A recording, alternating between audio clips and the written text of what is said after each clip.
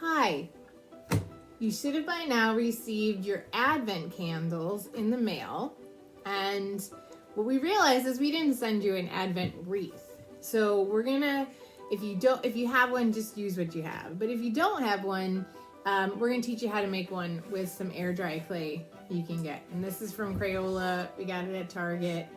You can get it anywhere pretty much. You might have to order it. But it just comes like this in a big tub. It's kind of heavy.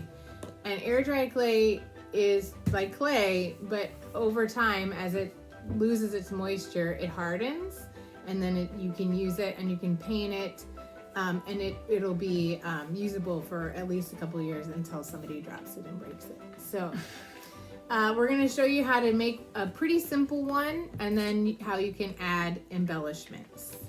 So we have some helpers. So what we need to do is break up the clay, and we need to knead it a little bit, get the air out of it. Just sort of work it in your hands for a little bit.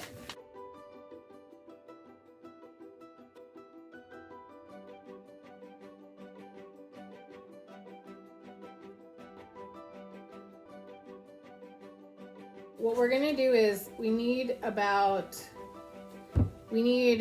4 of these circles, spheres, that are about the same size. So you're gonna take a piece about this big, and you're gonna make it as circular as you can, rolling in your hand until it gets kind of smooth and circular. Yeah, about 1.5 inches in diameter is pretty good.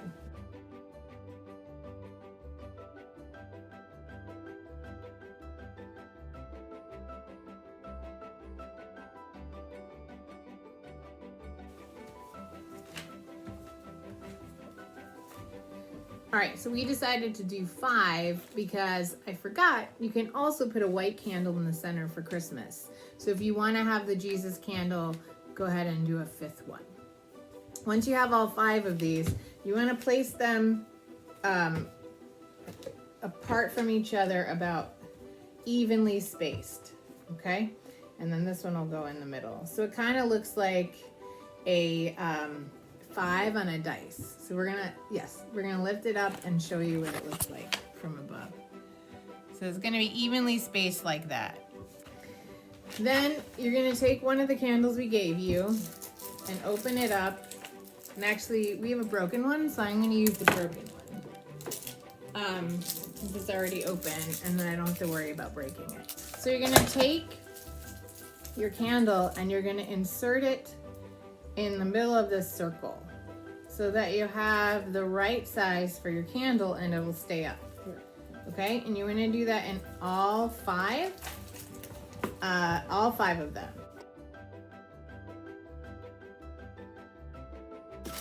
So once you have those in, you can shape these in any shape you want. You can make them round, square, however you want to make them. You can make them thinner on the outside by rolling them a little bit. You can shape them in whatever size. You just want a little pot for each candle. And if you want to do all different shapes. Yes, you can also do different shapes. So go ahead and make a shape, whatever shape you think you want for your pots.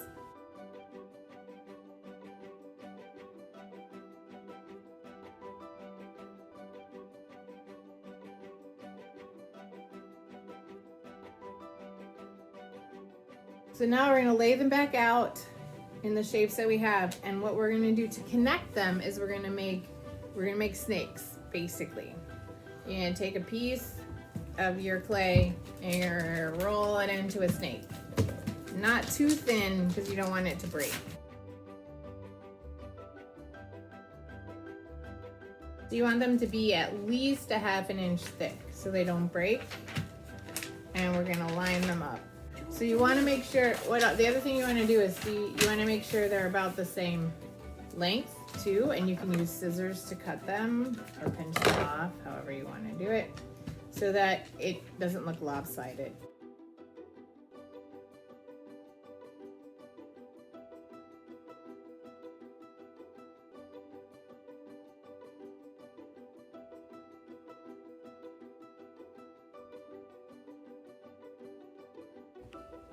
Okay, once you have all your pieces in place, the connecting pieces and the pots, then this is what it should look like.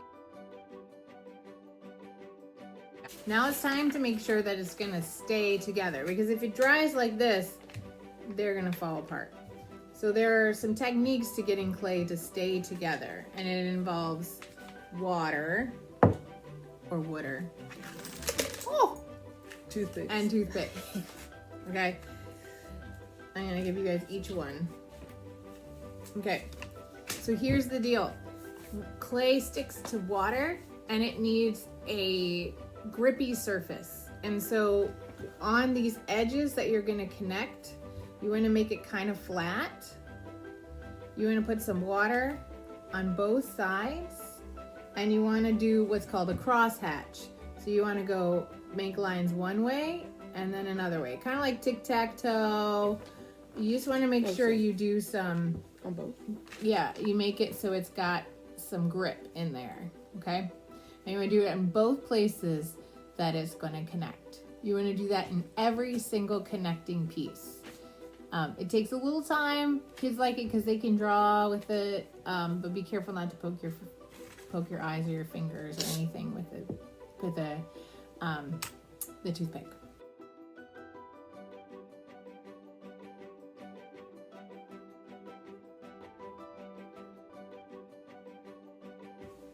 All right, once you've done all the cross hatching and the water in between, now we're gonna seal it. And so you need a little extra clay, and at each joint you're gonna put a little clay here. See where this line is right here? You're gonna take some water again, and you're gonna put some clay in there, and you're gonna smooth it over. So where you see the hole, the cracks, you're gonna make it so it looks like it's all one giant piece. And it works best if you use a little bit of water, because you can smooth with your finger, you can rub it down. This is where you get messy. And you wanna just make sure that everything feels good and connected and tight.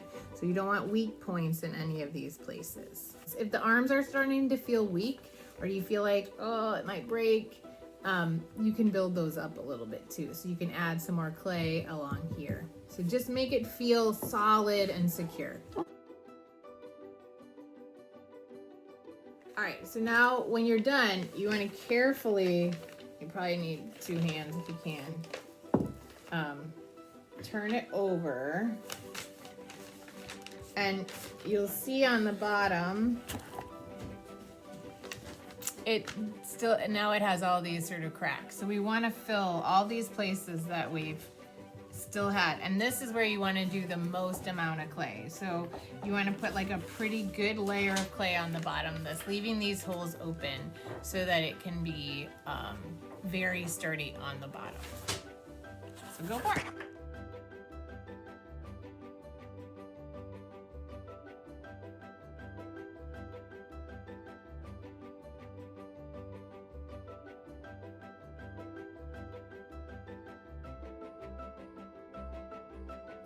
When it's done, when you're done with the bottom, it should be pretty smooth and flat on the bottom, like that. So it kind of looks like a cross with a circle around